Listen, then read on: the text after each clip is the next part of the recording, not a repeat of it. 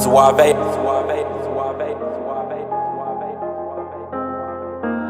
I've been in my bag for a while, I'm invincible. Story of a young boss, grinding shit get critical. Calling on my bros one time, cause you special. I had some hoop dreams of right rounds for my mentor. Every target that I shoot is on point like a pencil. Different road, changed relationships, I'm so sorry. Came up from the trenches and I made it, I say hardly. Now Bet Online is the world's most trusted betting platform and your number one source for everything online sports betting.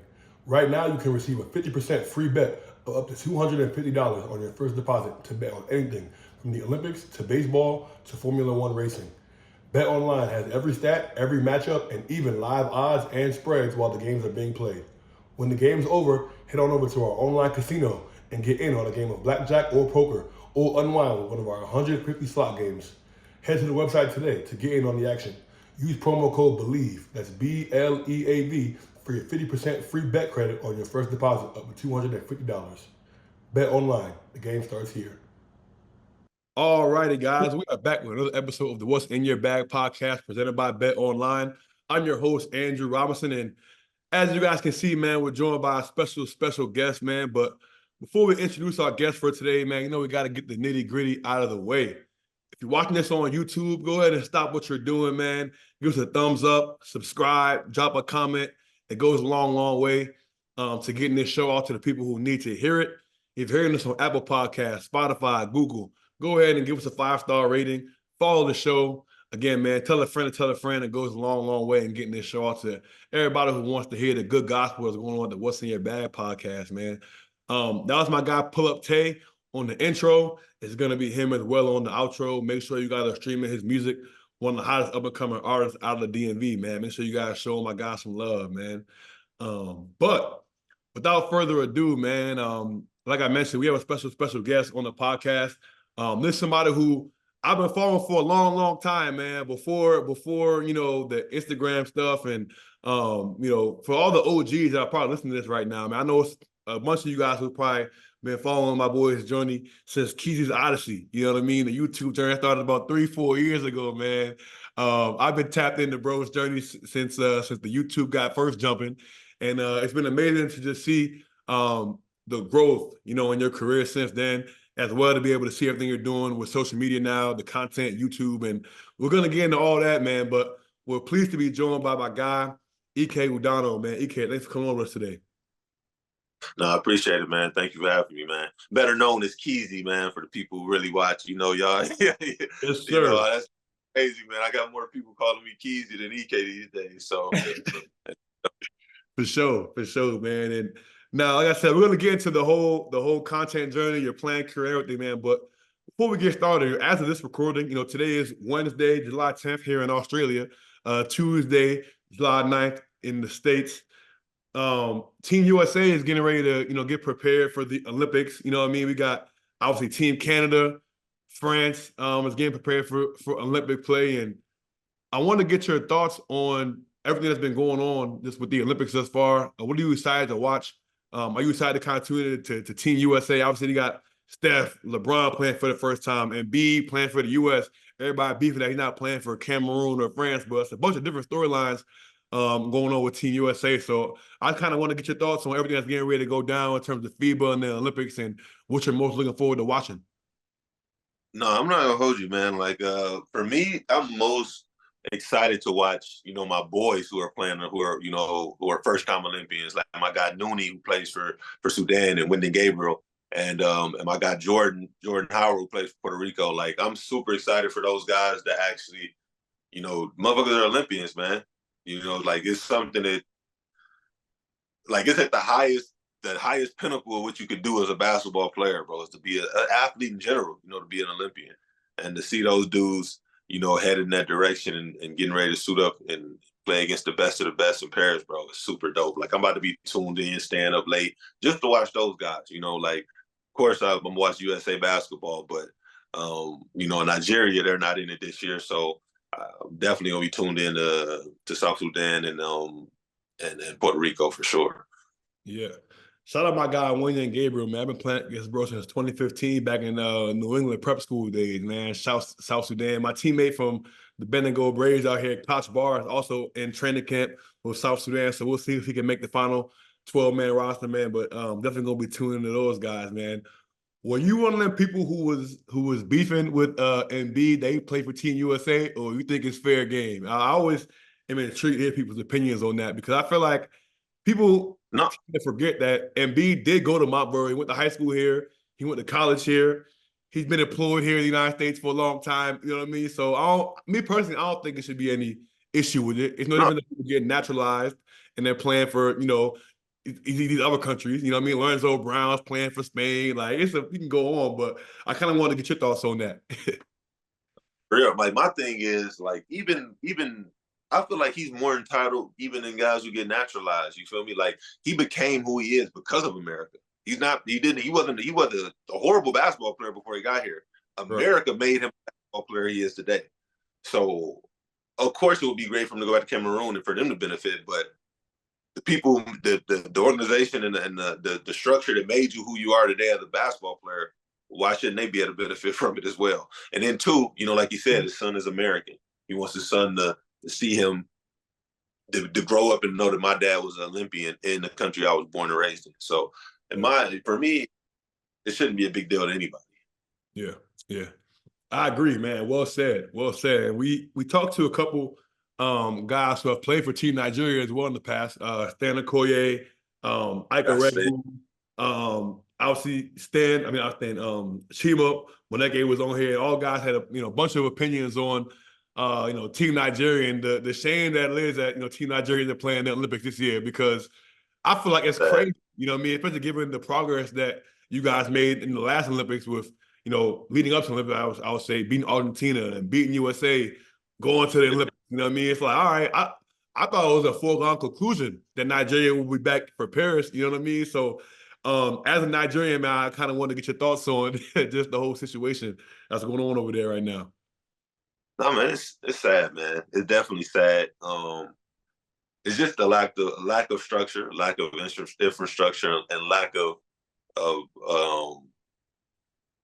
just people who want to do things the right way. You know what I'm saying? Like, organization is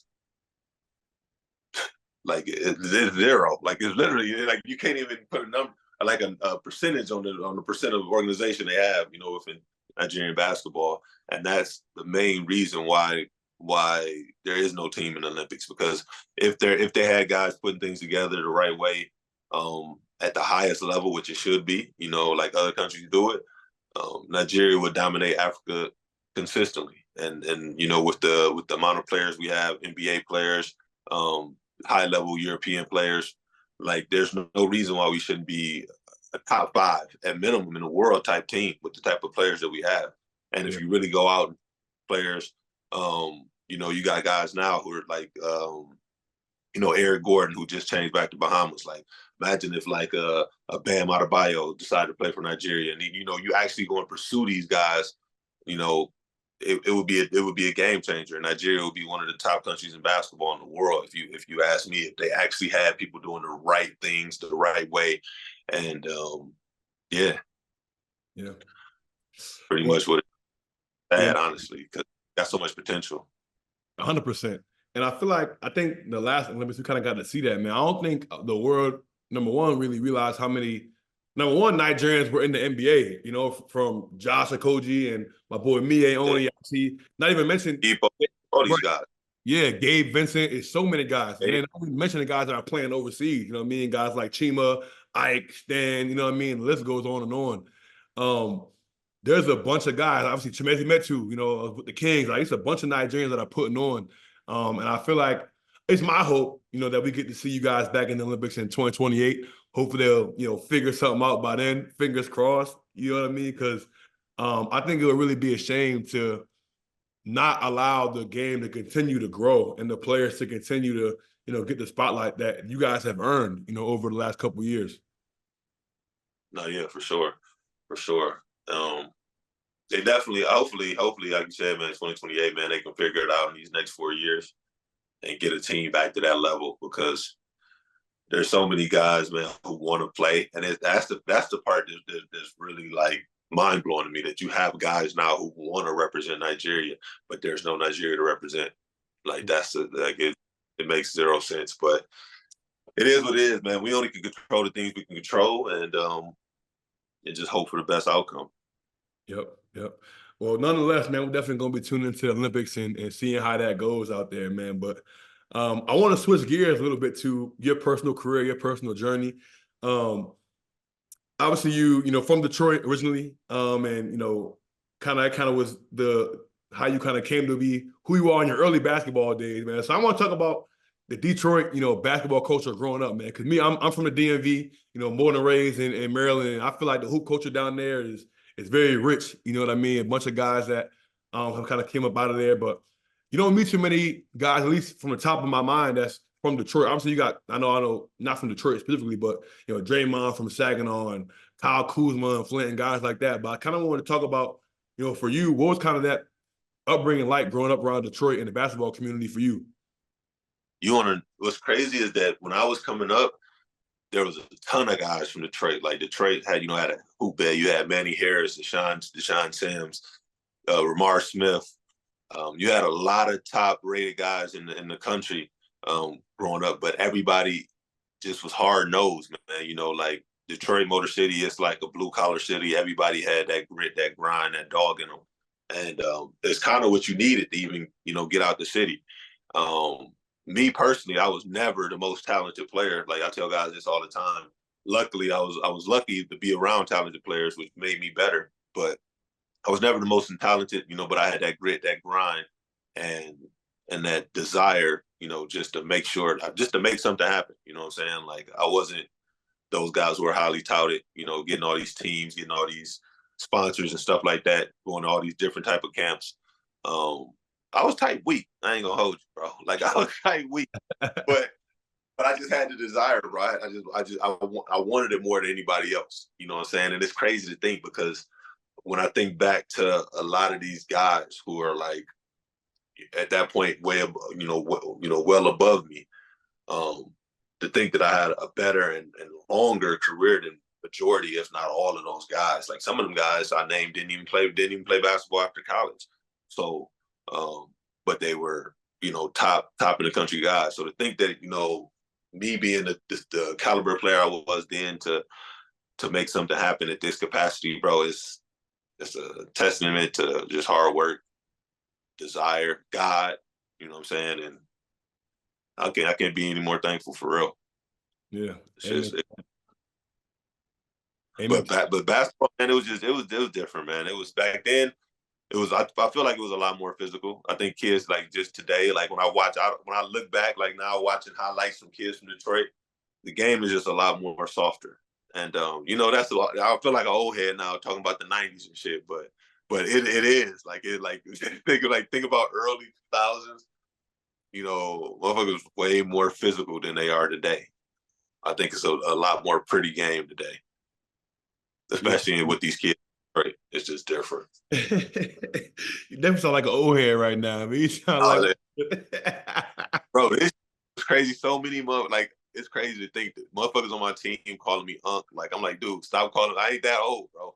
But like, it's got my team calling me Unc, and I'm like, it's crazy to even for somebody. I don't feel like I'm that old for somebody even call me Unc, bro. But it is what it is now. Yeah, man. So I want to talk about. I think one of the things that I love about is having this podcast and this platform and just hearing so many different stories and so many different journeys of how guys have gotten to where they are. And even like I said, a guy like Chima who grew up in Australia and had to go JUCO and then mid-major, and yourself growing up in Detroit, playing Division II and like having to really scratch and claw to get up out of Detroit, get an opportunity to play overseas.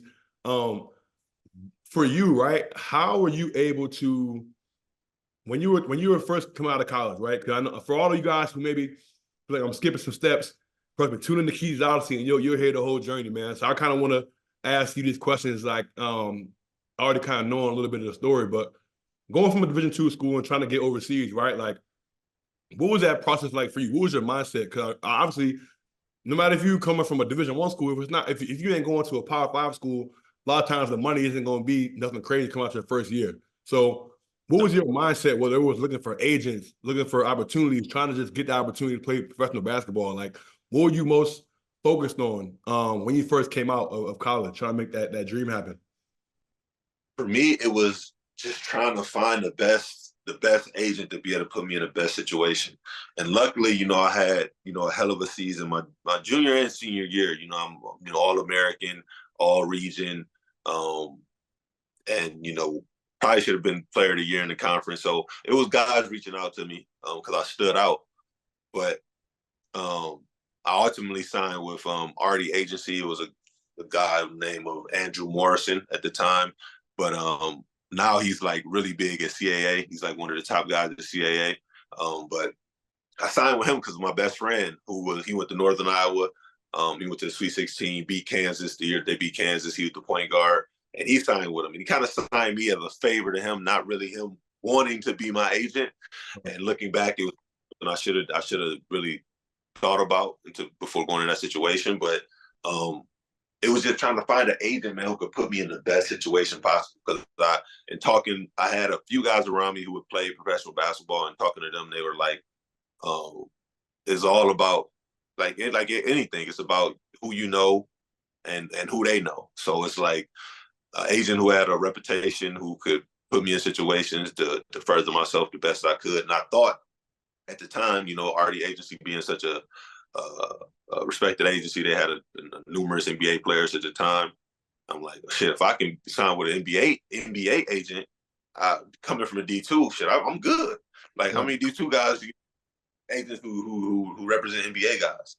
But in hindsight, I'm like, it was probably the worst thing I could have did. I should have really sat down and did my due diligence and found somebody who really believed in me and what, and this journey that I was about to go on. So I would tell a lot of guys, man, really sit down and do the due diligence, find somebody who really believes in you and where they see you going, your trajectory, opposed to just finding the biggest name that you possibly can, because that was something that I made a big mistake in. But that was my main focus, is just finding somebody who could really help me propel myself from representation standpoint. Yeah. Now, your first year, you get the opportunity in Uruguay, and obviously that's down there in South America. Tough situation. Now, I got a quick story, because I can kind of relate to this in a little bit, because I was kind of in a similar situation a little bit. So my last year was 2020, COVID hit. So I didn't even get to finish my senior year. Like, I was averaging like 12-5 at Division I. I made like 90-something threes. So I'm like, I'm in a good spot. You know what I mean? I'm a 6'6" shooter. You know what I mean? I shot it well from three. I'm going to get a job. I got invited to the Portsmouth overseas camp that Eurobasket did. So I'm like, oh, bet. Like, I'm lit. COVID happens. Camp shuts down. Can't go no more. I'm like, damn, when's the world going? You know what I mean? Whatever, get back going.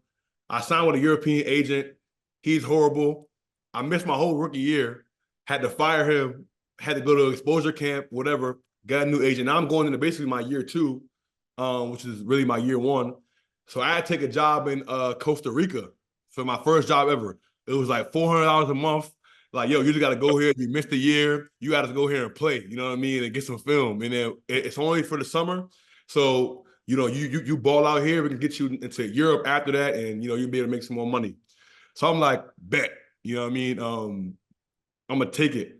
So I ended up getting to Costa Rica, and it's not South America, Central America, but it's kind of a similar situation in Central America. And I got this video, man. I'm going to post it on my Instagram eventually. But we played in these gyms, bro, where like it was indoors, but the shit wasn't closed. It was like it had a roof over it. You could like walk to the outside. Right. I already know. Down to like Florida, if you go down like the Florida, St. Petersburg area, you'll see like a lot of outdoor courts with like a little cover, but there's no wall. Yes, no wall. No wall. So we was playing a game, and it would be raining. It's mad humid, middle of the summer. So the floor is all condensed. This dude's flipping all over the place. It's crazy. That's Uruguay too, bro. That's crazy. Uruguay. So that's Uruguay. I say all this to say, right? Like, this was my first professional basketball experience, and I know from watching the Keasy Odyssey, you had a similar experience in Uruguay, man. And thinking back on it, it's like, yo, the things that you will do to play professional basketball, man, the circumstances you'll put up with, is crazy, man. And I just kind of want to give you the opportunity to speak on that a little bit for the people who maybe haven't watched your Keasy's Odyssey videos, right? And maybe they're not privy to the journey a little bit. Like, talk about those early years, right? Like getting that started in Uruguay, like having to deal with the shit you dealing with playing in some of these Latin American countries, man. It's unbelievable. Unbelievable. Even today, I tell myself every day, I would never go south of the border again in my life for any reason.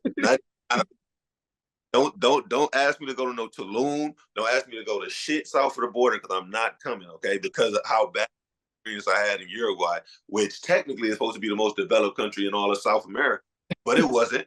You know what I'm saying? So it's like, what the hell am I doing here? Like, my agent put me here just to get his little percentage, and it was literally the worst possible situation you can go to. Like, my team was in the hood. Like, anybody who knows Uruguay, I played in Larry Borges, which is literally the hood. You'll walk up the street and see an 8-year-old smoking a pack of cigarettes. Like, it was the wildest thing ever.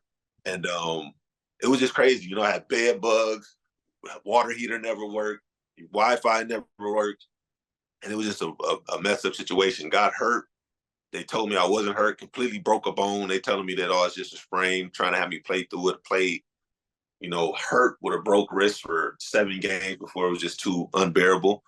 But it was just a horrible experience, man. And then, you know, it didn't stop there, bro. Like, the mental toughness that you have to have when you're starting that low in terms of professional basketball, bro, is really the difference in between somebody giving up and somebody, you know, pushing through and making something happen for themselves. Because without that mental toughness and knowing that this can't be it, you know what I'm saying? Like, there has to be more.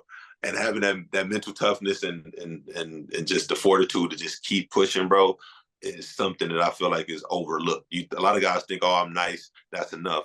It's not. You know what I'm saying? Like, the basketball part of being a basketball player is not enough for you to really find success outside of American basketball. Like, it takes a lot of sacrifice and just mental toughness, emotional awareness and toughness, you know what I'm saying? Because you alone, you know what I'm saying? A lot of people don't think about all the things that goes into it before, you know, you just think I'm about to play basketball professionally overseas. But you're not thinking about all the things that goes into it, man. And there's so many attributes that are needed to really be successful that people don't really, you know, put emphasis on. Yeah. Now, obviously, you mentioned you broke your wrist out there in Uruguay, and you come home to Detroit. You talked about this in your YouTube, man. How you got a job, man, working at a restaurant. You know what I mean? Because the money wasn't coming in. What's going on at that point? You know what I mean? When you're at home, you know, you working a job, and you're like, damn, man, like, this is what I just experienced. I know I love basketball, right? I know this is where I want to go. This is where I can see myself being. But obviously, right now, it's not the case. You know what I mean? Like, you had a funny part in one of the videos. You were like, man, people was coming up asking you where you can get that white girl, where they could buy, where they could get the drugs, and this, that, where you work. It's like unbelievable. Bro, What's going it was on at that time? Bro, initially what's crazy is I felt big embarrassing, bro. I'm like, I was a professional athlete. Now I'm sitting here hosting fucking tables at a restaurant in downtown Detroit. Shout out Fishbones. Shout out Fishbones. Fishbones, shout them out. It was some fire food up in there too, but it was just big embarrassing.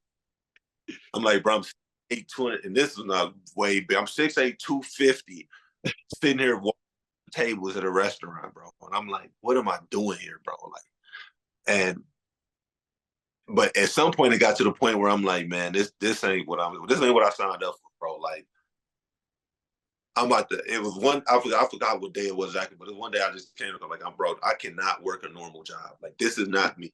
Like, I'm not about to sit here and waste my life. Like, I'm like, there's people here working, like, I don't, you know, not to talk down on them, but there's 40-year-old people, 50-year-old people working in this restaurant making $5-6 an hour. Like, I'm like, is this the life that I want for myself? Hell no. You know what I'm saying? And that's when I realized, like, once I get healthy, I'm about to do the things I need to do. I don't care what I got to do to get back overseas. Like, I ended up selling my car and flying myself back overseas. But I'm like, I'm gonna make this shit happen. I ain't got no plan B. I'm not about to. If it don't work, then it's a wrap. You know what I'm saying? Like, is for me, if it don't work, I either be homeless or I'm gonna be successful. But I'm not about to sit here and waste my life doing something that I could never see myself doing, which is working in a damn restaurant the rest of my life, which I don't know how people do it, bro. Yeah. But somebody has to do it, but it ain't gonna be me. Nobody gonna be me, man. But like, man, I had so many highs and lows, like in that time, bro. Like,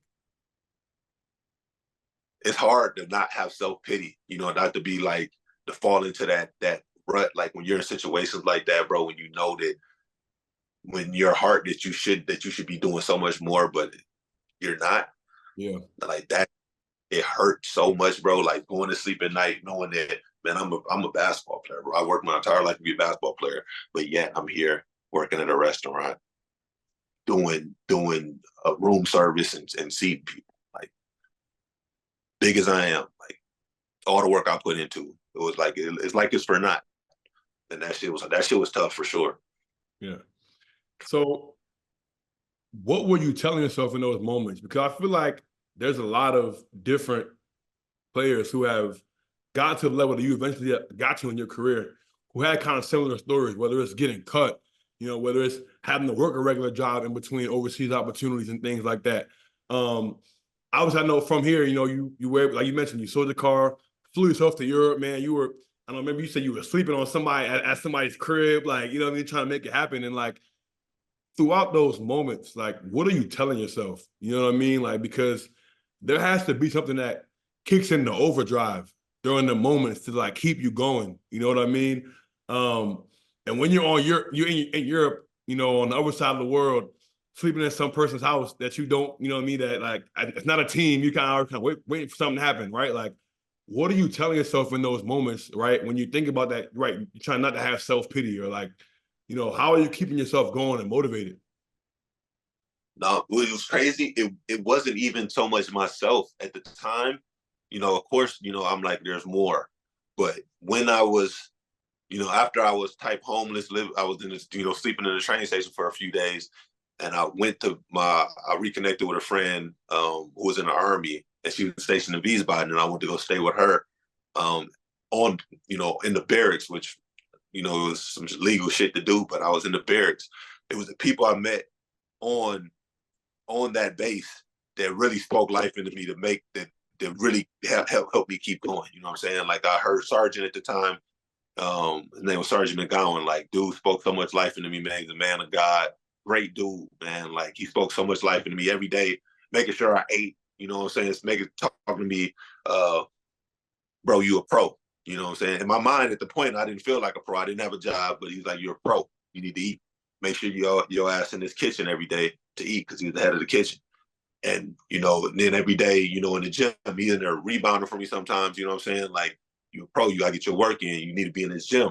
And at the time, I'm like, bro, I ain't no pro, bro. What is you talking about, man? I'm like, bro, I'm on an army base, bro. Like, what are you talking about? But he really spoke life into me at that time, him and others as well. To just help me keep going, man.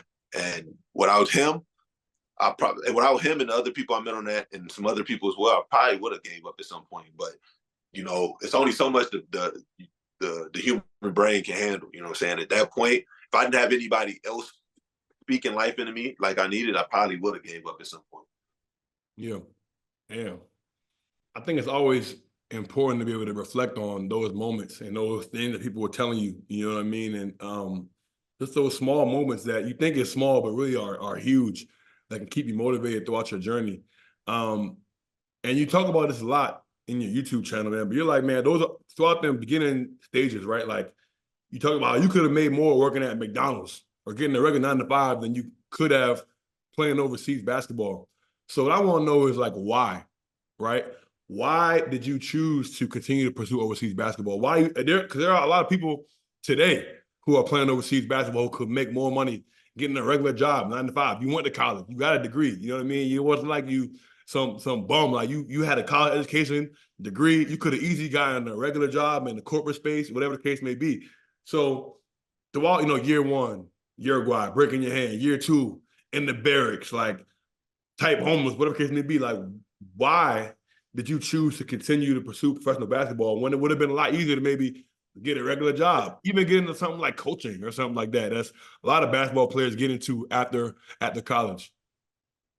You know what I'm saying? For me, that wasn't my desire. And at the same time, I remember when I first initially went to college, I went to school for studio art. Like studio art was something I loved. I love drawing, I love painting, I love creating.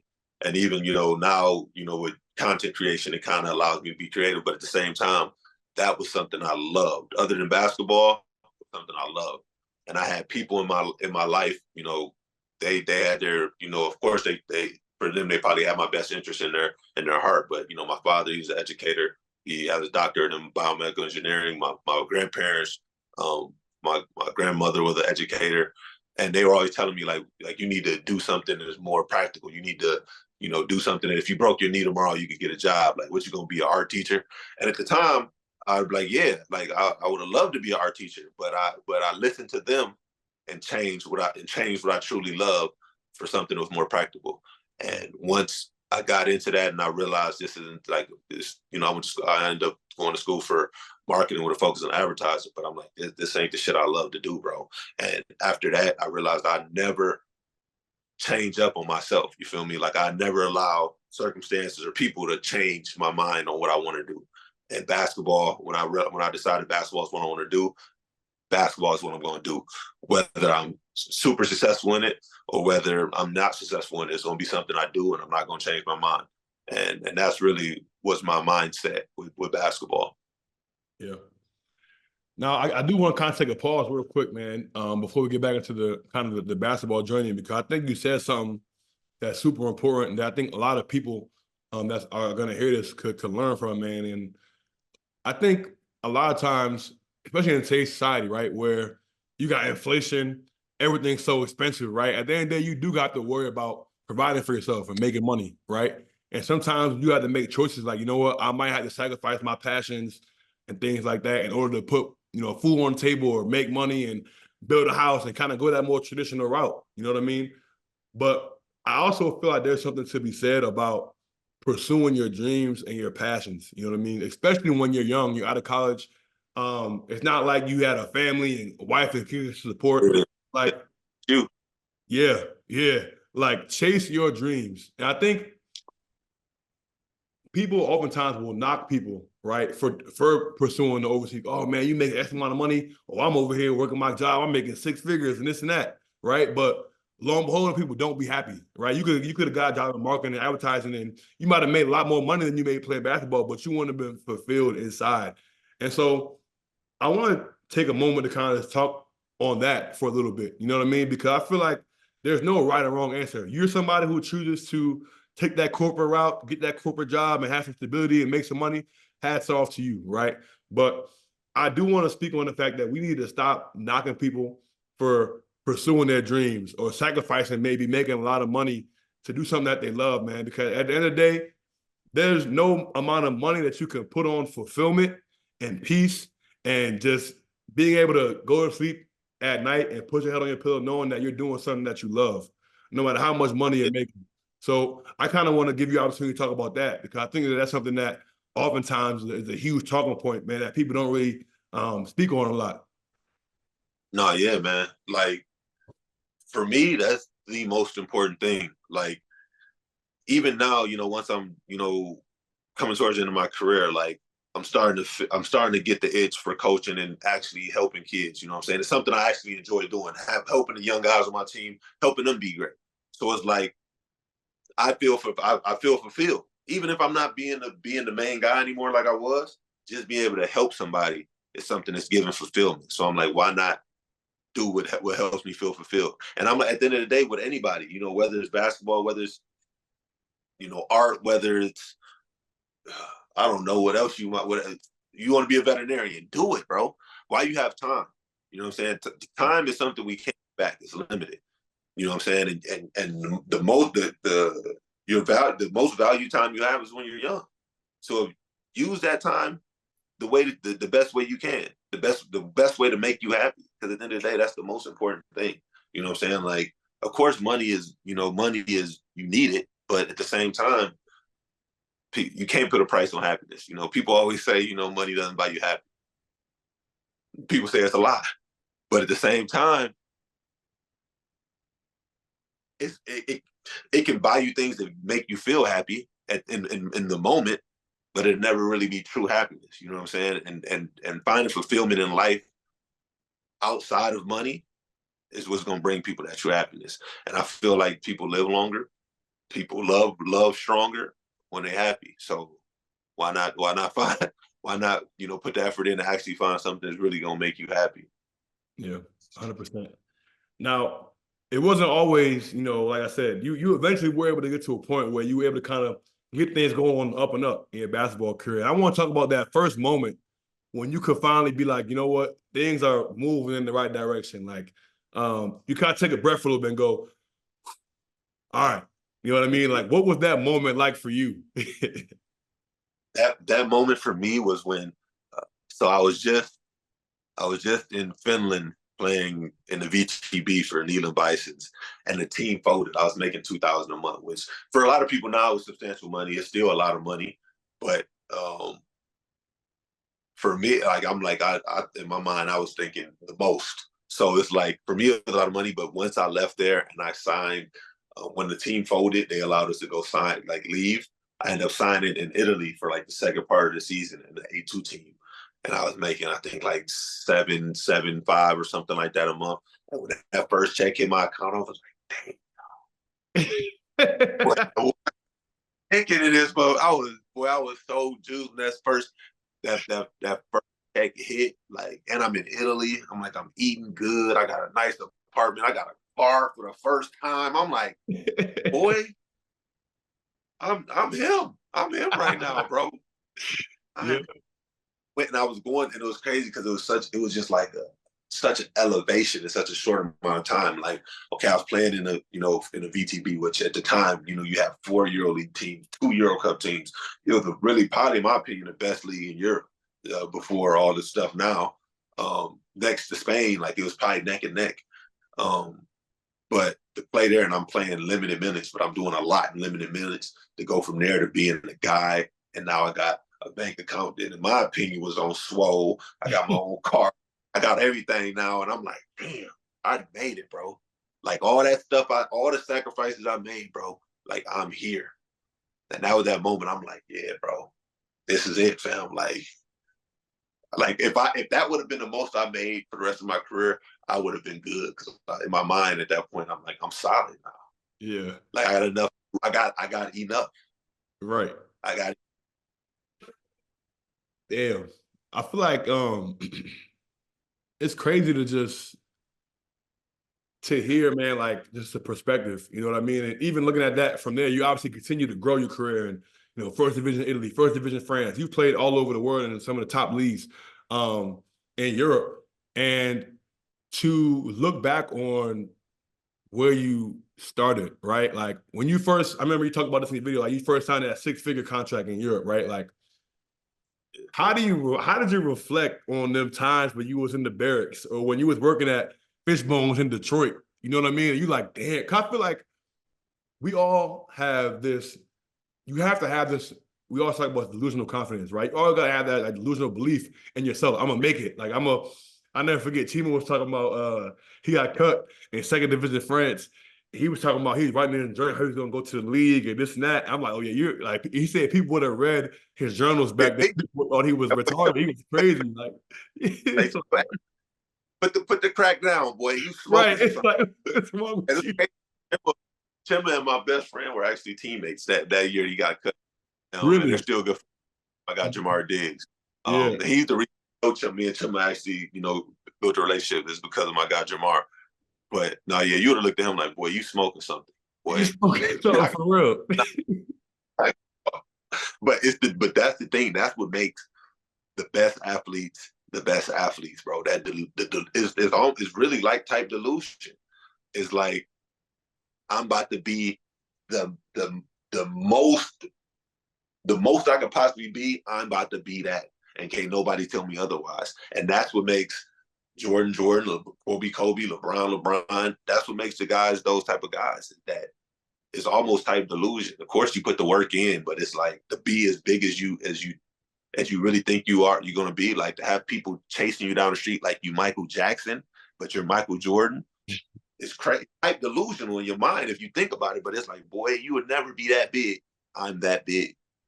And for Chema, guy, boy, he should have won MVP of EuroLeague this year. To go from being cut to being we should have won EuroLeague MVP.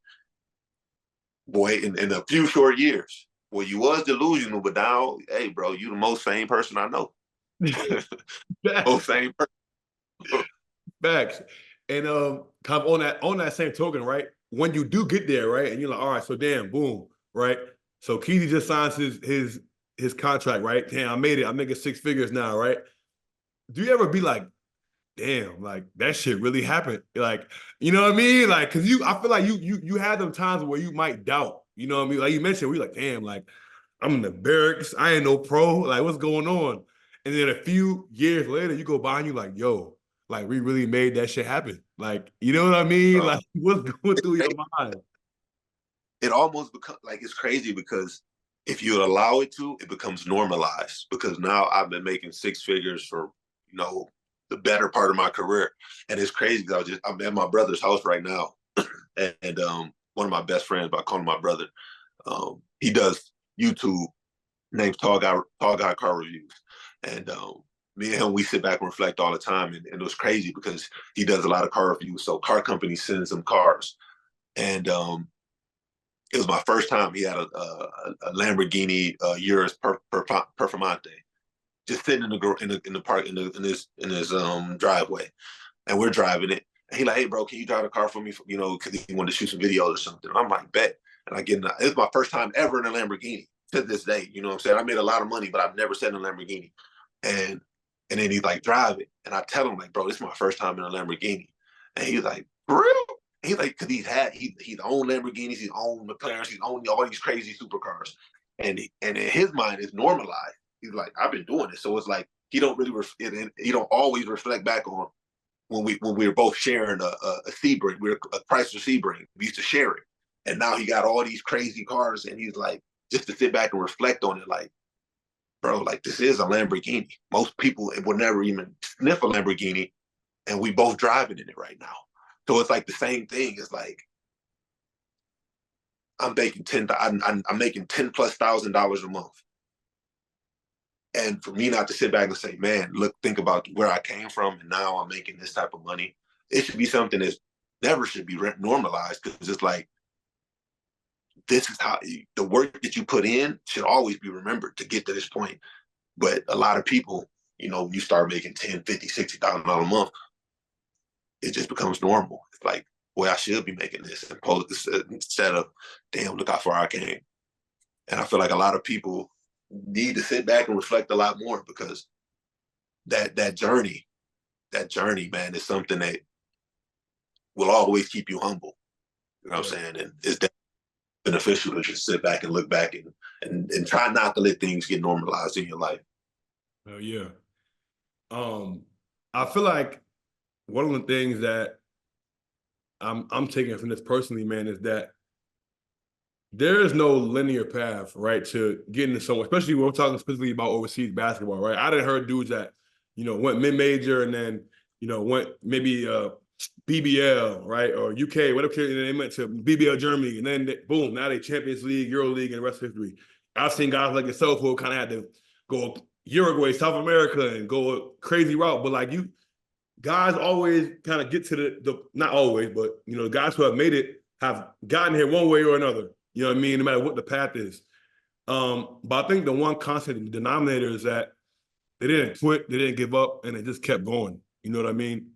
So what advice would you give to somebody who might be hearing this podcast right now and they're like, dang, man, I haven't hit that plateau where I'm making, $10,000 a month. I'm getting that $7,000 a month where I'm in Italy, I'm driving a car. I'm trying to get that still. Maybe it hasn't hit yet, right? Maybe they're still in their, third, fourth year of their career. And they're like, damn, man, it's still worth it, right? Like, what message do you have for those people out there that may be hearing this right now? Bro, literally, like what you said is the best, piece of information you can get somebody, man. don't quit. Like even when I talk about those guys who are, you know, ranked ahead of me in high school, the difference between me and a lot of them is that they quit. You know what I'm saying? When they had a little bit of adversity, motherfuckers folded. And for me, I wasn't, you know, it was just like, I'm gonna make it happen one way or another. And even if things aren't looking that way right now, I'm gonna figure it out. And just don't quit, bro. Continue to put your best foot forward. Continue to work on the things you need to work on to become a better basketball player. And for any of the bigs, man, I'm telling you right now, all right, this is the best information I ever got in my life.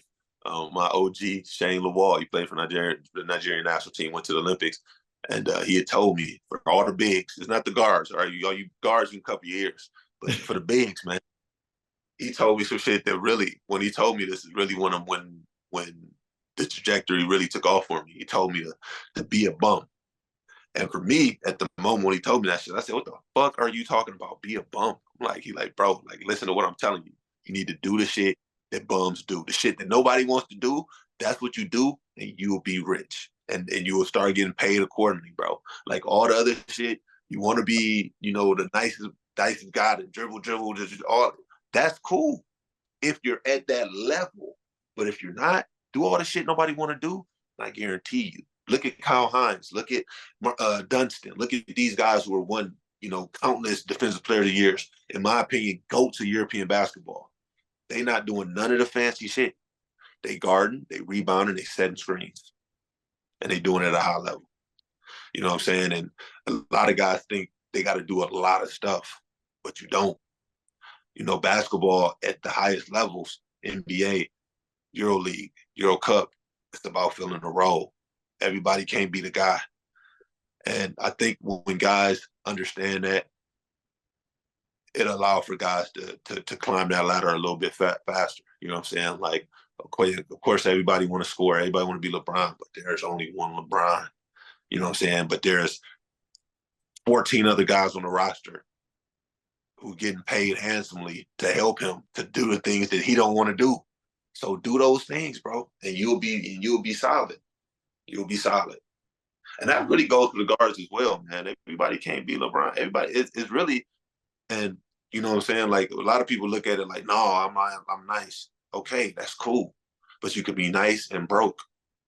You know what I'm saying? You can be nice and playing and never getting past, you know, low level to mid level Europe. You can be really nice, but never make that jump because you don't want to do the things that nobody else wants to do. And that's probably the biggest thing I can give any aspiring professional basketball player overseas for sure, but even NBA. You know what I'm saying? Like you look at NBA draft this year, a lot of them, you know, it's no disrespect, but a lot of them are glorified role players. Even the number one pick, I played against him this year. He's a really good, you know, player, but I doubt he'll be a star in the NBA. He's a 3-and-D type of guy. He's not a LeBron. He's not a Zion. He's not none of these guys. He's a great complementary player. And there's nothing wrong with being that. You know what I'm saying? Like, it's crazy. I was playing with Kevin Punter today in open room, one of the best scorers in Europe. He's the guy. Do the things he don't want to do. You know what I'm saying? He's paid to score. Everybody can't be paid to score.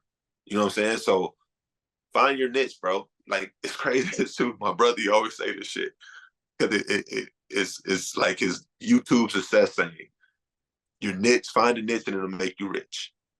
And he always says it. And it really, like, you need to put that shit need to go on a shirt because he always says this: find a niche and it'll make you rich. And it goes for not just YouTube, but every facet in life. Find something that you can do to add value. It don't have to be scoring, but something that you can do consistently to add value every day, and you'll be rich. That's a mic drop moment. No cap. I think you know, hey, that's happening when you see Mike James out there getting throwing the floater to the ceiling, you know what I mean, getting busy. Supposed to be, oh, I'm gonna go add that to the bag. Or not one, but at the same time, you gotta have that. It's good to have that delusion, but at the same time, you have to have some reality too. It's a fine line. It's a very fine line between the delusion and the reality. Very fine line. So I'm curious to know this, right? Because I feel like you played in kind of some of those, mid-level leagues and obviously up to the highest level. And I'm curious to know, what have you found is the biggest difference, like basketball-wise? Because you mentioned even just now in your last response, you might, you might be dudes that's nice.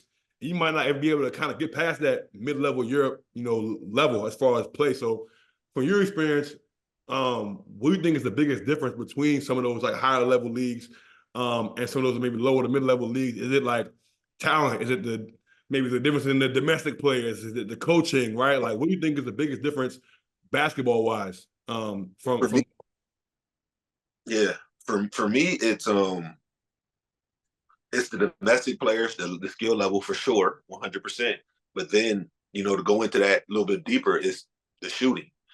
A lot, like you think about like Pro B France or even A2 Italy, the level of elite catch and shooters is not that of a Euro League. You know what I'm saying? Like if you leave a motherfucker open in Euro League, it's knocked down. But you can get away with that in Pro B, all these second leagues in Europe. You get away with it. The paint is more packed. Just sometimes they're smaller, but it's not really a talent thing because there's a lot of talented players. It's the spacing. It's the spacing because there aren't as many really good shooters at that level. And then what else would I say is a big difference? The domestic players, the spacing, and coaching is coaching. There's some really, really great coaches in EuroLeague level, but then there's some bad coaches as well. So that's really not the biggest difference, but it's the spacing. Yeah. It's the spacing. And then it's the level of attention to guys knowing their roles. You know what I'm saying? Like you can go play Pro B and then you will see maybe two or three plays in a row, motherfucker who shouldn't be shooting some crazy stuff. You know what I'm saying? At the EuroLeague level, motherfucker's supposed to shoot. Motherfucker's supposed to rebound. Motherfucker's supposed to guard. You know what I'm saying? And that's what it is. But at the lower mid-level levels, everybody want to try to do everything. Yeah. This ain't old country buffet. Like you can't just get whatever you want to do. You know what I'm saying? Like it's not like that. You know what I'm saying? Like for teams to really be successful, there needs to be established roles, and motherfuckers are supposed to know their roles and do what they're supposed to do to the highest level that they can.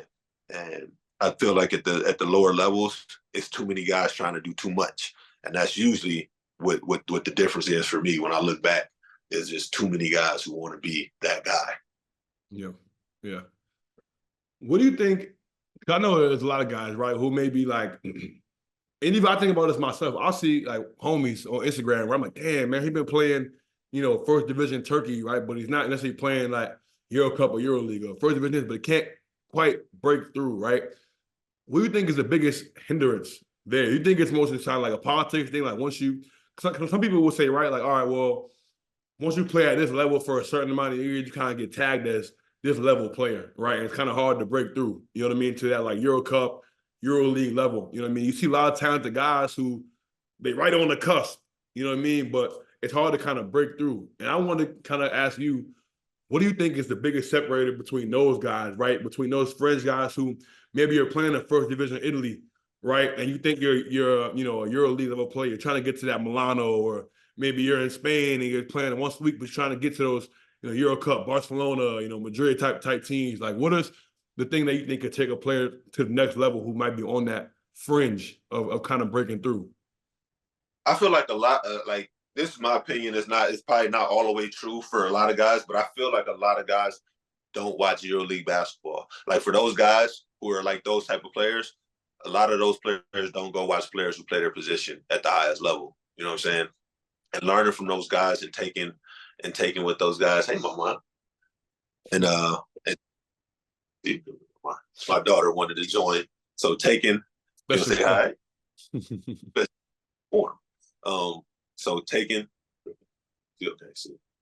So taking, so watching guys who play your position and seeing what they do at the highest level is something that's really important. I feel a lot of guys don't. I came across a lot of younger guys on teams I play for who don't watch EuroLeague basketball, but you want to play EuroLeague. My daddy's talking right now. Okay, so if you're gonna stay, you got to see Uncle Corey. You got to stay quiet. Okay, so that's a big issue for a lot of guys that they don't watch EuroLeague basketball. But in your mind, that's where you want to go, but you don't watch it. Like how it don't make sense. It's like if you want to be president, but you never watch one presidential debate in your life. Like how do you expect to know how to talk like them if you never watch them speak? It's like and I think that's it's big. So I even think like one of my good friends, he's one of the head scouts for Maccabi Tel Aviv, and he always reaches out to me about players I played against and players that they think about signing or whatever. And he does thorough, like he really does due diligence on these players, you know what I'm saying, and how they can fit into what his team does. So if you watch Bonzi Kosin and you see what he does for Maccabi Tel Aviv, maybe you should start doing the same things that he does at your level right now, because when he gets to watch a film, he's going to see he can do what Bonzi does. He can do, and we can get him for cheaper than Bonzi. So, okay, Bonzi, we'll see you in Fenerbahce next year, and I'll bring this guy right here to plug and do what Bonzi did for us last year. You know what I'm saying? But a lot of guys don't watch EuroLeague and don't watch players at their positions to see the value that they bring to their teams and how maybe I can add the same things they do in my game to add value at that level as well. I think if guys start doing that more, guys will start taking those jumps opposed to staying at that ceiling. You know what I'm saying? That's good. I've actually never heard that perspective before, so I think that's a good gem. Now, I kind of want to change gears a little bit because I will be talking about the basketball career a little bit. So for guys who are hearing this, if you guys haven't tuned in to Keasy Odyssey, man, go and tune into that, man, because it's some legendary stories in there, man. I can spend a whole 2-hour podcast asking bro questions about the journey and things like that, man. But I want to drive the traffic to my boy Instagram and YouTube. Go check that out, man, because I kind of want to ask you about a phase of your career that you kind of started with the YouTube, right? But has now kind of grown into this Instagram and content creation, man. And I want to know, you mentioned it a little bit earlier, right? You always kind of had that creative, juice, right? For studio art and things like that. But I want to know, what was the motivation behind getting involved on YouTube, right? Starting the Keasy Odyssey, and then what has allowed you to kind of grow into this personality now that we see on social media, that's doing the skits and the reactions and the day in the lives, all that kind of stuff, man. Like where did that come from? It really started with my bro whose house I'm sitting in right now. He was doing YouTube for the longest, and he was always telling me like, bro, like you live a life that most people don't know about, like don't get to see, don't hear anything about, and this was 5 years ago now. Now I feel like there's a lot more people filling the space of overseas basketball, but back then there really weren't many. And he was like, bro, you need to start a channel, bro. Like people would, I feel like people would love to see, your life from your perspective, the traveling, all these different countries, and, just, it would be dope. And I put it off for a long time. I probably should have started it sooner. And I put it off for a really long time. And then one day I was just like, you know what? I'm about to stop, BSing, and I'm gonna do it. And I honestly don't even know where the Keasy Odyssey, where the thought to start doing Keasy Odyssey came from. But I did the first one, and then I watched it back. I sent it to some of my friends, and they was like, it's dope, bro. Like you got to make some more. So I just started recounting my entire career up until that point. And it actually turned out to be pretty dope, man. I low-key I haven't done one in maybe like 2 years now. And I actually need to, go back and build people in. Because a lot of people have been asking, like, bro, what you going to do with Keasy Odyssey? But it started with my bro tall guy, my bro Corey. And it just became so much more. Like, I always been, a funny type, charismatic type person. So, translating that into the, the skits and all the silly stuff I do on IG was, just me being more comfortable. Because, with the media, like at first it's kind of weird being in front of a camera, talking to yourself, and it's kind of weird. So, after a few years, me getting comfortable is when it kind of, transitioned into the IG and me doing more funny videos, me being more myself and showing more of my personality. it kind of just came over time with just being comfortable. Yeah. Now, I'm curious to know about this because we talked about this a lot on the podcast as well with a bunch of different athletes, as far as like, or even people who aren't athletes who are in that kind of creative space, about how now you see this whole duality of athletes being a lot more accepted nowadays. Talking about this with Kyle Allman Jr. He kind of did the same thing.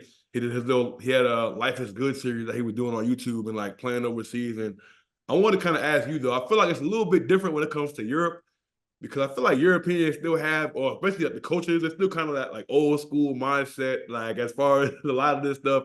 So how have you been able to continue to, I guess, work that in? Because I think at the same time, you obviously do still want to keep the main thing, and, you know, show teams and that you're professional and that you're invested in the game and all that, all those things. So how have you been able to kind of balance those things, right? When you're still trying to play high level, you know, in Europe, Yeah.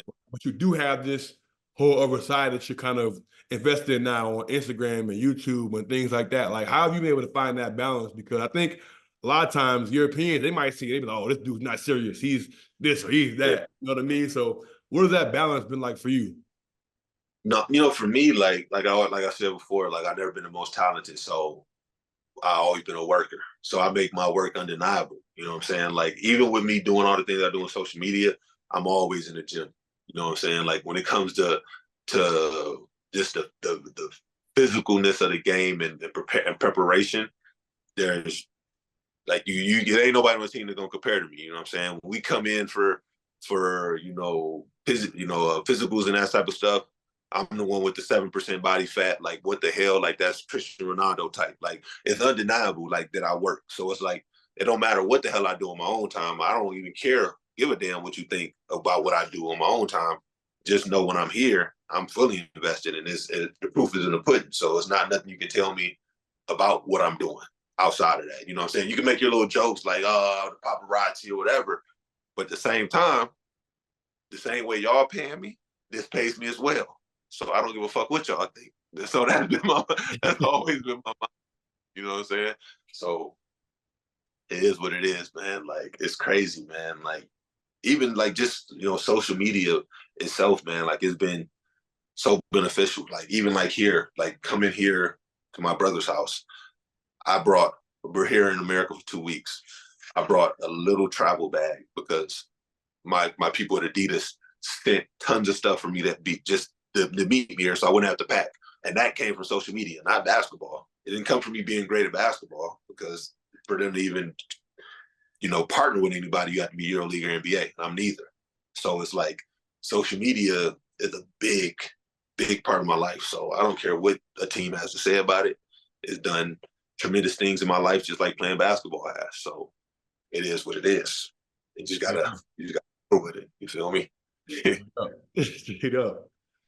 What advice would you give another athlete who's trying to kind of get into the content space, balance both, but grow a brand? I do think it's amazing to be able to, even something like you said, man, have Adidas send you a care package when you out the country. It's like, dang, you know what I mean?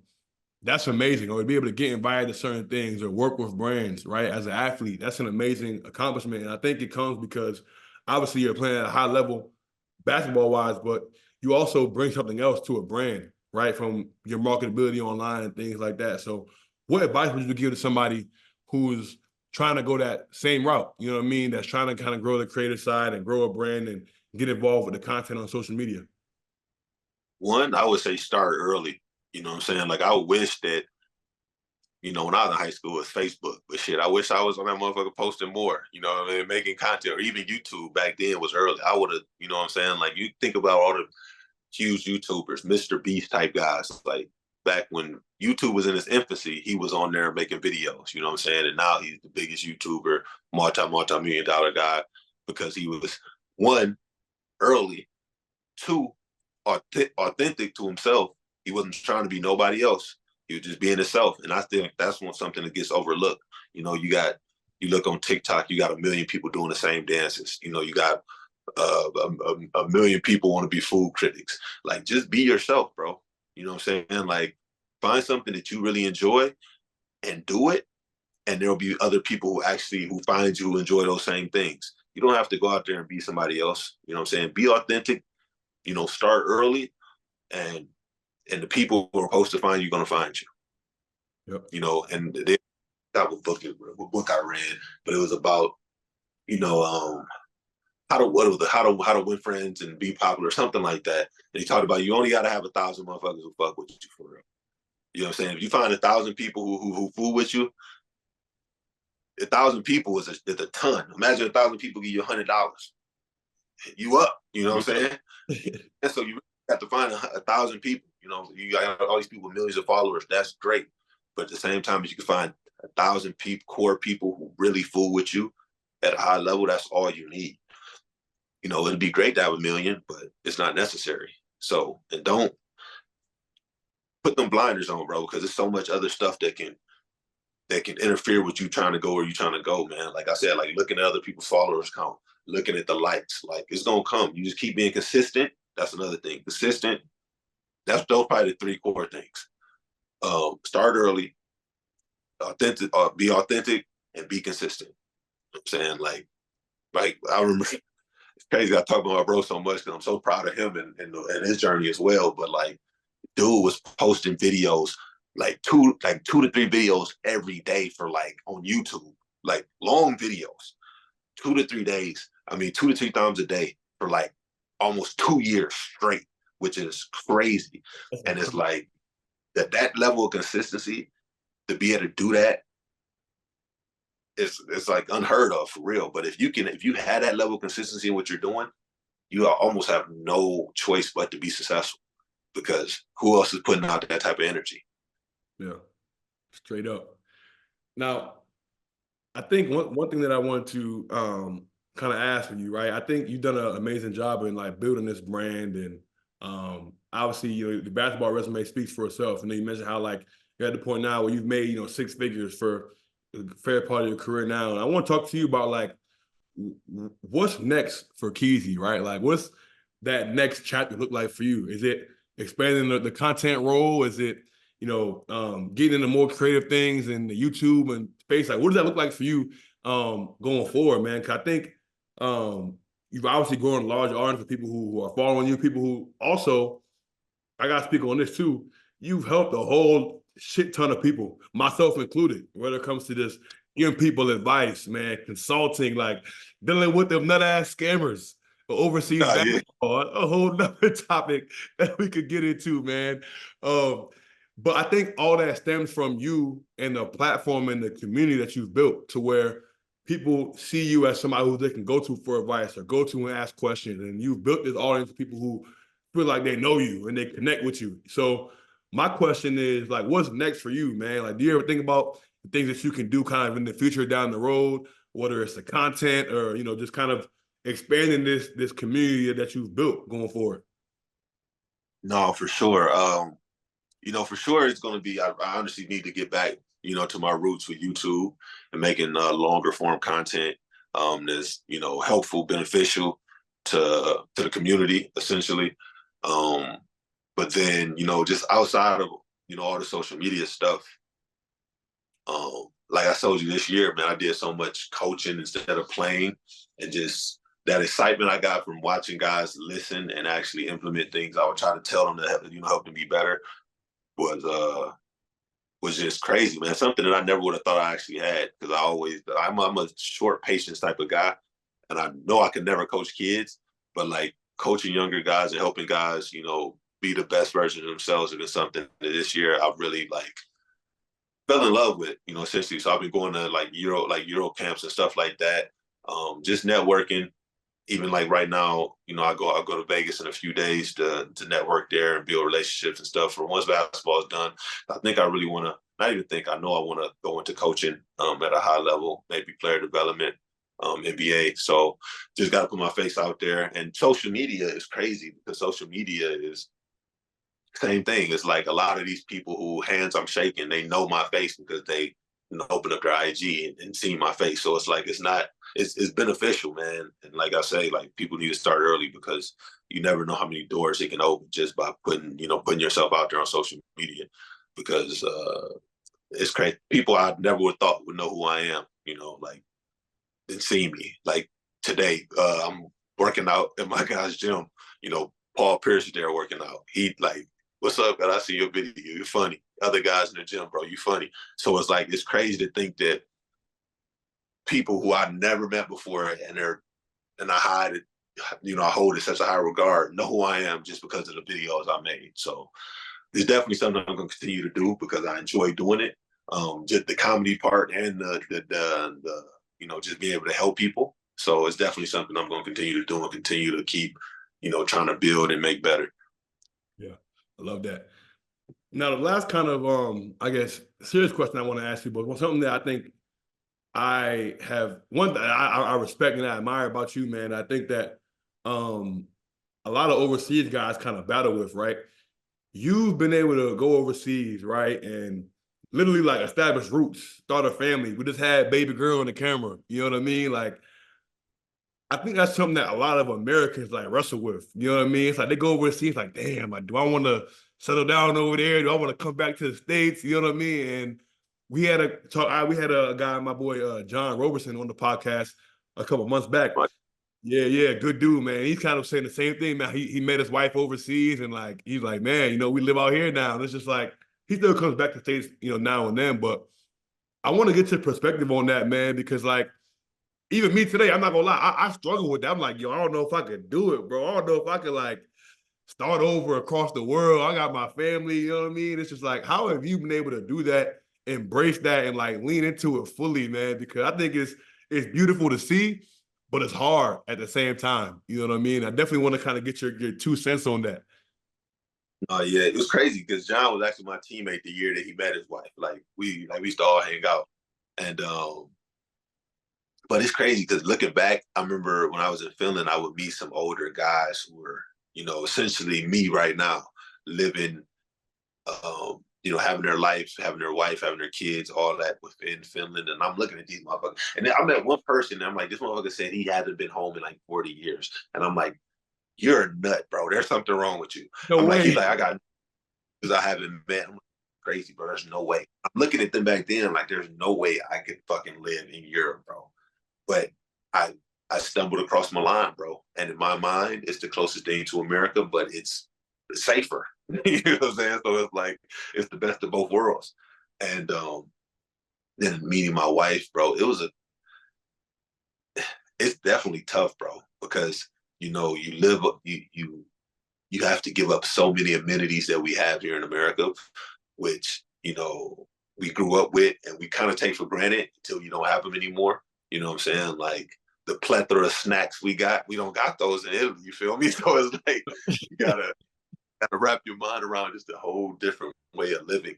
And it's definitely tough in the beginning because, you got friends, you got family, you got people that you would love to be able to see every day still. But at the same time, now you have a wife and a daughter who need you as well. And it's definitely tough, bro. But the thing that's the toughest is that when we're playing, you really don't get to live a normal life until you're done playing. You know what I'm saying? So, and you got to think most guys, if they're blessed enough, like right now, I turned 35 in a few weeks. And imagine, you trying to maybe 3-4 years at 38, going back to America, and now I have to start regular life. It's hard. I've already been living regular life now, normal life since I've been 30, you know what I'm saying? 31. Some guys play all the way to their 40, and now you're just going back home trying to start a life. That shit's going to take a lot of effort, a lot of luck. And my thing is, if you go out and you're actually looking for love and that's what you want to do and you want to build that, God's going to put the person that's right for you where they're supposed to be too. So maybe if it's something that you're open to, that person is already there where you're at right now. Maybe she's not in America. You know what I'm saying? I feel like a lot of guys who found their wives here, this is where they're supposed to find their wife. Your life and the circumstances around it led you to this person. You weren't supposed to find somebody in America. If that was the case, maybe overseas basketball wouldn't be the job or the occupation that you're in. You feel me? So that's my thing. I feel like for me, it's a lot of times, I'm spiritual, but I'm not overly, in the Bible reading every day. So I'm like, God put the people, you know what I'm saying? He puts the people in your life who are supposed to be there.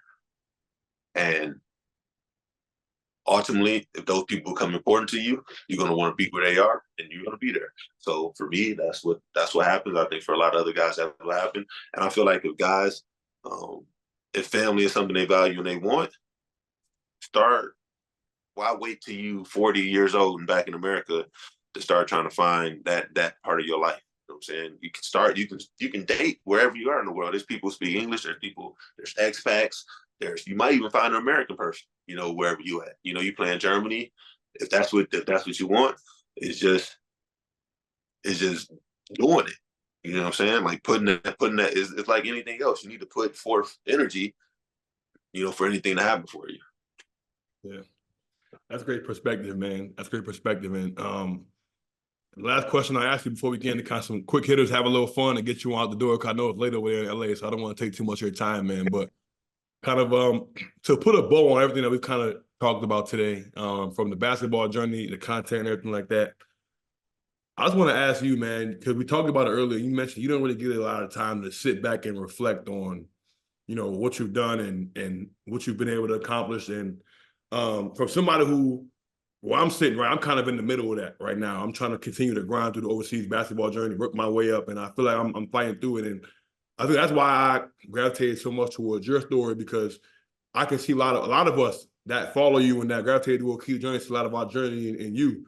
And to see where you've been able to go, man, and what you've been able to make of your career, given where you grew up, right? Given all the obstacles that you had to go through to get there, selling your car and, working at that restaurant in Detroit and being in the barracks, right? Like sitting where you are today, in the position you are, man, like how do you reflect, if you could, on all you've been through and all you've been able to accomplish, man, 13 years in, 13 years later, right?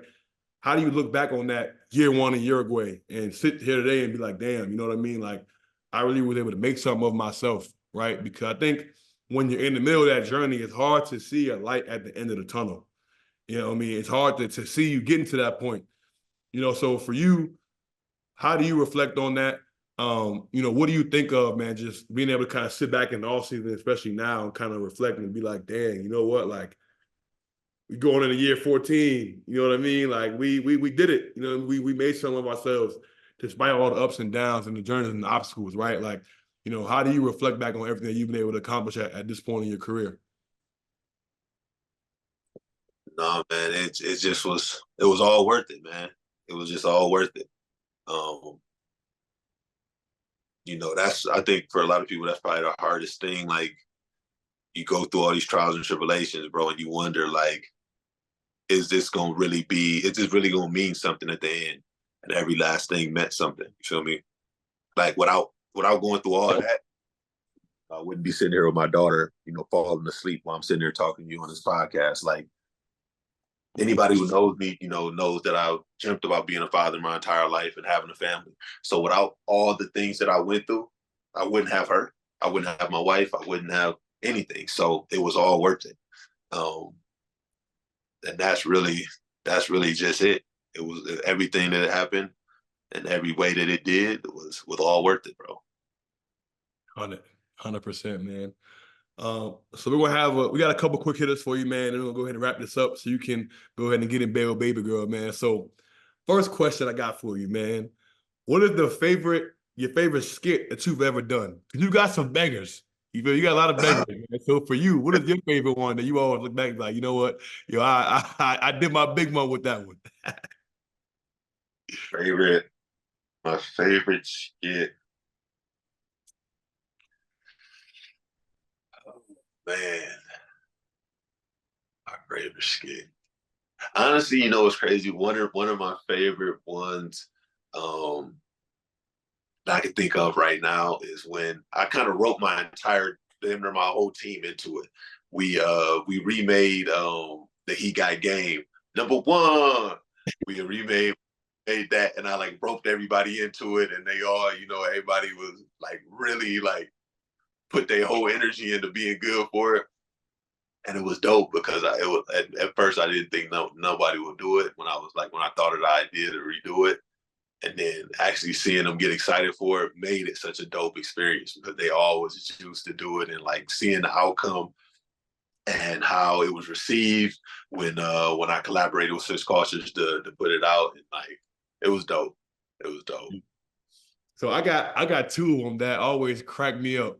That come to mind. So the one joint that I love is the one you did with John, actually, when you was texting after the game. And he said, keep my teammate ass to keep and it just passed to him.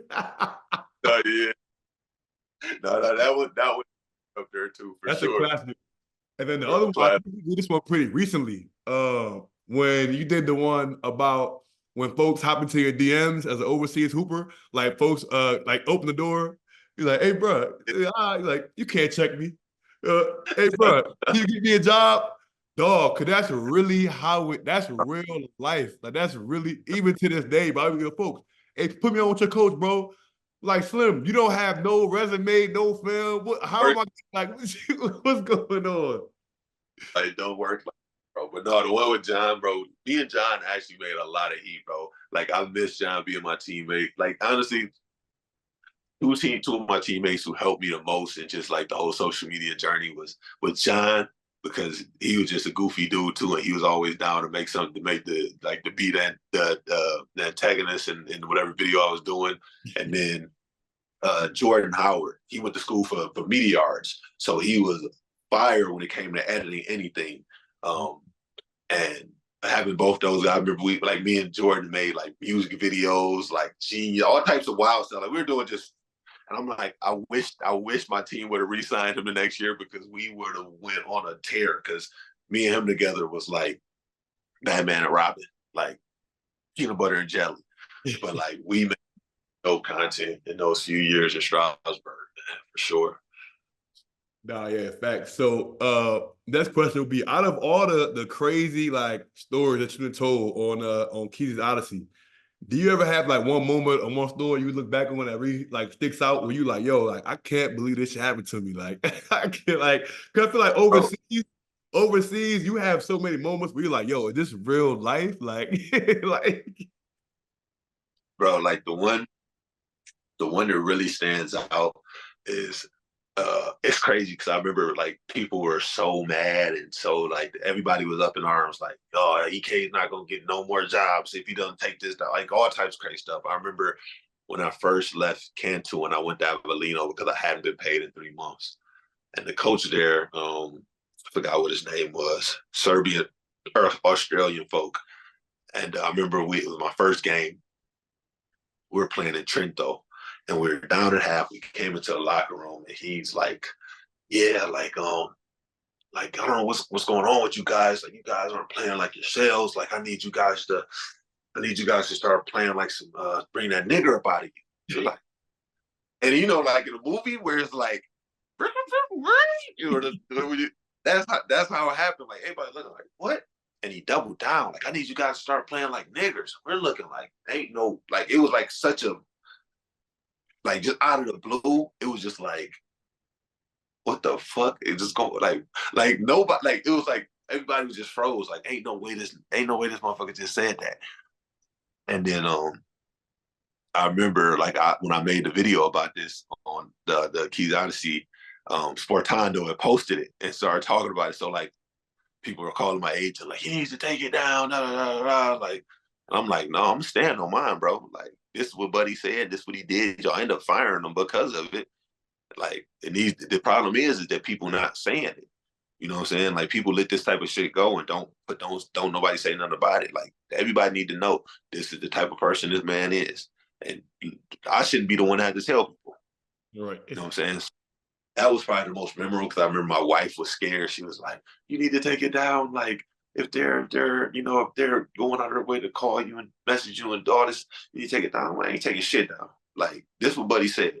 And I'm gonna stand on it. Like, whatever come with it. And that was it.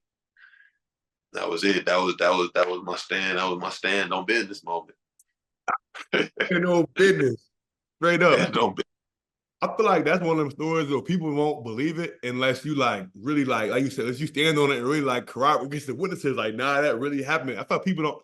I had a situation in Portugal where folks was calling dudes monkeys from the stands and throwing batteries on the court. I'm just like, yo, people don't really believe this stuff goes down until you really speak on it. It's like, nah, it's treacherous over here. Best believe. Bro. So put you on the hot seat right quick, man.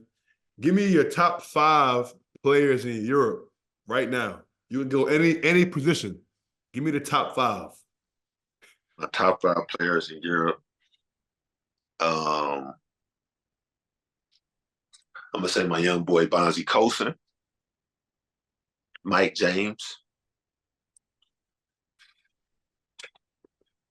my boy Chima, Tavares, and Tavares, that's big fella from Real Madrid. For all folks who don't know, for folks who might not know what you're talking about, big fella from Madrid. He just got a dumb bag, didn't he? I feel like I just seen that. Ooh, something stupid. Something stupid. So let me think. Who's that number 5 for me? That number 5. I really like my boy Lorenzo Brown, bro. So or even Nunley. Not Nunley, Nunn. No. I'm tripping. My bad. Neither one of them, bro. Neither one of them. I'm taking God damn it. Why can't I think of his name right now? I was just watching you play you with friends. He plays Panathinaikos. Big fella. Why can't I think of his name? Matthias Lesort, the big fellow Lesort. Lesort. That's my number 5. That's my number 5. Big dog energy. He a dog. Yes, Lesort. Ah, that's a good one. You got 3 bigs in there. I shouldn't be surprised though. I shouldn't be surprised. Hey, it is what it is, man. Okay. Last but not least, man, give me the top 5 cities in Europe. Top 5 Milan. Milan. I knew that was gonna be in there. By far. By far. That's a heavy statement. By far. You got Barcelona, you got Paris. By far. Ain't no city touching Milan. All right. And if it was by water, it'd be the best city in the world. If it was on the ocean, it would be nothing to be able to touch it. But Milan,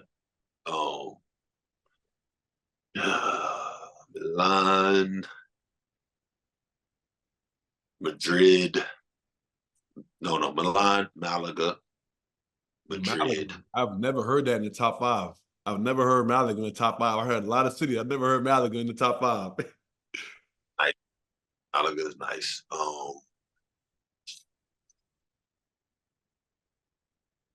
Moscow goes up. Russia? What? Moscow is lit, bro. Moscow lit. Do they got black people out there in Moscow? Impossible.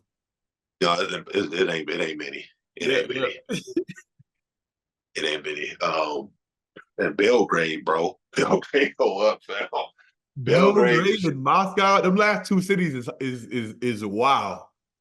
Big Eastern European look, bro. It go up in them cities, bro. Like those are cities when I was young and sick. I had the most fun in those cities, bro. The nightlife, amazing. The good restaurants, everything. Like them cities were crazy nice. I respect it, man. I love the diversity in the list. Malaga, Belgrade, Moscow. Those are 3 very, you know what I mean, cities that you don't hear too much in lists, man. So I respect it. Hey, they still got just Cavalli on Sundays in Milan. Vote on Thursday. Yeah, I don't know. I don't go out, but I know just Cavalli still be popping. I ain't been out in a long. I was up in there Fashion Week a couple years ago. I was in Portugal. Hey, Slim. Different experience. Goes up, bro. It's different, fam. I love Milan. I love Milan. Shout out to Milan, man. Great city. I feel like I remember here too, because I feel like we chopped it up when you was here. I think I did. I hit you like, yo, I'm out here. What the word is? Nah, I think I got to make my way back out there for sure, man. But I mean, we always try to end off every episode, man, giving flowers, man. And again, I just want to let you know, for myself and I know a bunch of other folks watching this, man. You know, we all appreciate everything that you've done to kind of inspire us, man. Keep us going on this overseas journey, man, because it gets treacherous. And seeing guys like yourself who saw it through and were able to kind of stick it out and make it to the other side, man, it gives people like myself motivation to continue working, keep pushing, keep going. And as well, man, just see what you've been able to do outside of basketball with the content as well. That speaks for itself. But also, man, just as a family man, you know what I mean? Being able to, you know, build your life out there. You got baby girl, you know, your wife. That's something that we all strive for, man. So I just want to say, man, shout out to you, you know, for being a outstanding individual on the court, off the court, man. And, you know, we're going to wish you nothing but the best of luck going forward in your career, man. I know we'll stay tapped in going forward. Most definitely, man. I appreciate it, man. It was love, bro. I'm glad that you asked me to be on this, bro. It definitely was dope experience. I appreciate you, bro. No doubt, my guy. And the last question that we always ask all our guests on the What's in Your Bag podcast is, who should we have next on the show? But whoever you say, you got to get in your point guard Keasy bag and help us get them on. Nice person you should have on the show. Let me think of some. Let me think. Who was the next person?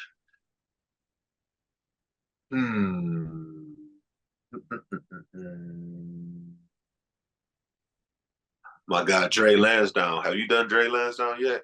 I haven't had him on yet. But it's fun fact. I know his girlfriend Jenny because she works for the NBA, and I met her at All-Star Weekend. No.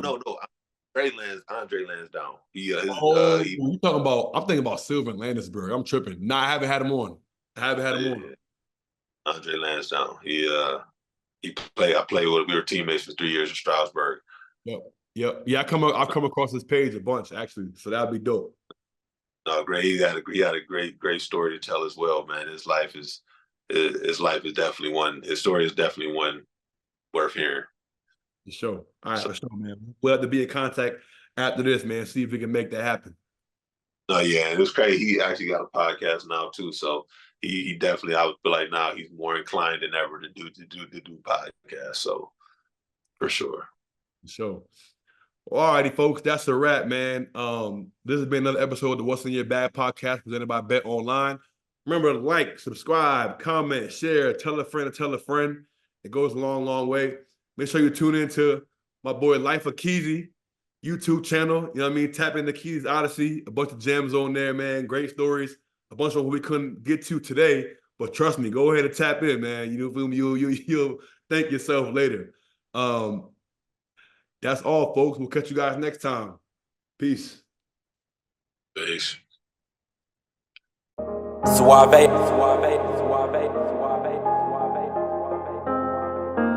I've been in my bag for a while, I'm invincible. Story of a young boss, grinding shit get critical. Calling on my bros one time, cause you special. I had some hoop dreams of right rounds for my mentor. Every target that I shoot is on point like a pencil. Different route, change relationships, I'm so sorry. Came up from the trenches and I made it, I say hardly. Now